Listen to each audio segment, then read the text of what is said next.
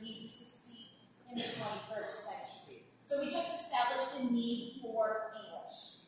However, your young learners need more than just proficiency in English, right? What is the reason? Well, it's because of the status of English as the world's lingua franca. So it's used internationally for all of these different areas like science, technology, business, tourism. Okay? So we have to consider what this status means. So consider this information here. Okay? Now things have changed in the 21st century. Okay, so believe it or not, if you're into numbers, David Crystal has estimated the number of native speakers of English. Okay, that's 400 million native speakers of English. They're estimated now in the 21st century.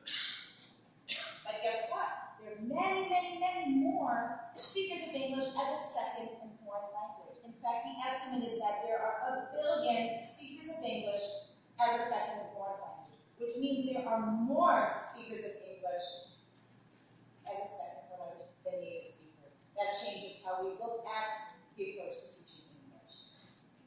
Another famous linguist, David Bradall, estimated that in 10 to 15 years, there would be 2 billion learners of English around the world. So this changes the face of English, how we communicate in English. Okay? Because if most of the speakers are not our traditional, what we think of as native speakers, then the standards of English, the type of culture you teach in the classroom, changes. Okay? Are you familiar with Raj Kashrua, the Circles of English Speakers? If you are not, here is your introduction. But if you are, here is a little bit of review. And I think it's a good way to conceptualize what is going on in the world. It's like the globe, our circles of English speakers. But you can see here the inner circle. Okay, these are countries where English is a primary language of communication and possibly the official language. These are countries, the inner circle countries you can see here, the US, UK, Australia, New Zealand.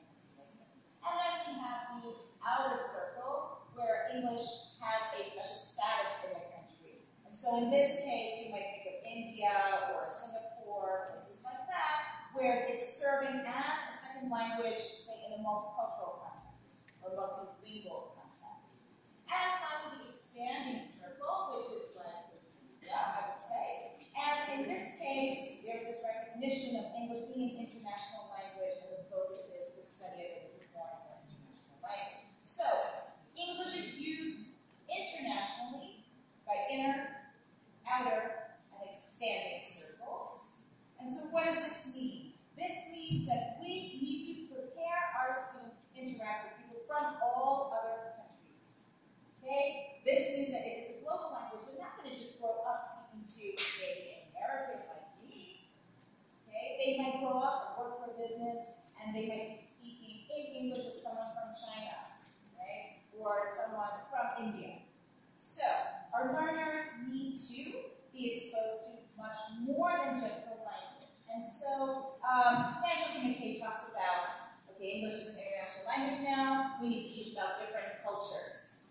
What are these different cultures? She defines it in terms of target culture, international target culture, and source culture.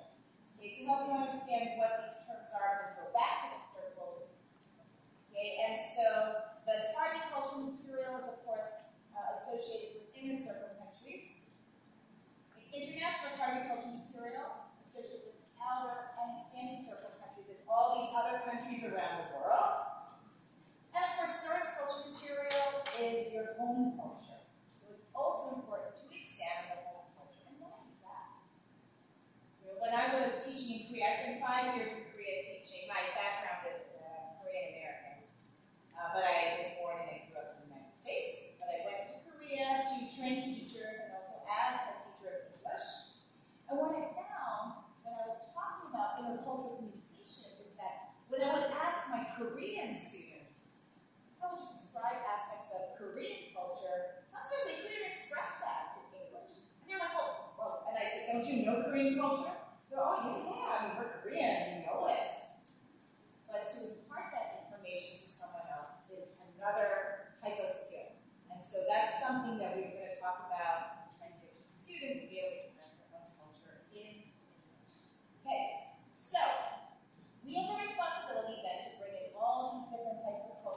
into the classroom.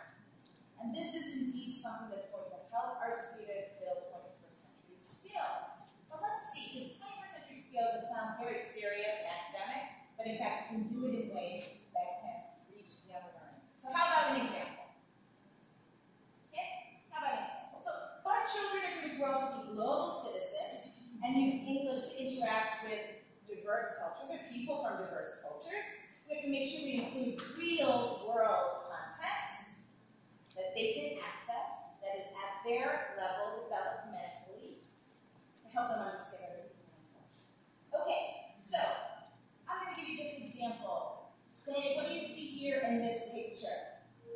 Okay, we're making some kind of food. And in fact, it says PB&J. What does PB&J stand for? Very good. Okay, how many of you like peanut butter and jelly sandwiches? Okay, if you've never eaten one, please go try right away. Okay, but peanut butter and jelly sandwiches. So you can introduce, of course, other cultures through food. This is a simple example. And I'm going to teach you a song about peanut butter and jelly sandwiches. Because there's nothing like actually doing a song to get the feeling of what it's going to be like for young learners in your classroom. Okay? So, just by the way, you see, the brown jar there. We have peanut butter. Okay, so how do you make peanut butter? Okay, you take the peanuts and you go like this, crunch them, crunch them. Let me just see you do that. First, you take the peanuts and you crunch them. You crunch them, yes. And then to make the grape jelly, you take some grapes and you squish them. Okay, so you go like this, you squish them.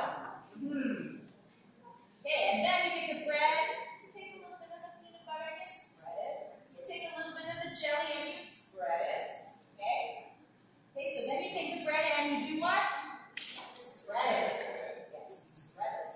Okay, and then finally you take the sandwich and you eat it. You eat it. All right, I think we're ready to sing the song. You can just sing it along with me. But I'm going to ask you to do me a favor, which is to stand up, because we're going to do a little dance with it. Okay? I'm going to move over here. Okay? Go ahead and stand up. This is the third day of the conference, am I right? We've been focused on teaching English, and learning new things, learning how the brain works. It's all serious stuff. Okay, but first, just reach up your hands in the air. Oh, yes. Sorry, I'm still a teacher of yoga. Okay, now reach down and touch your toes.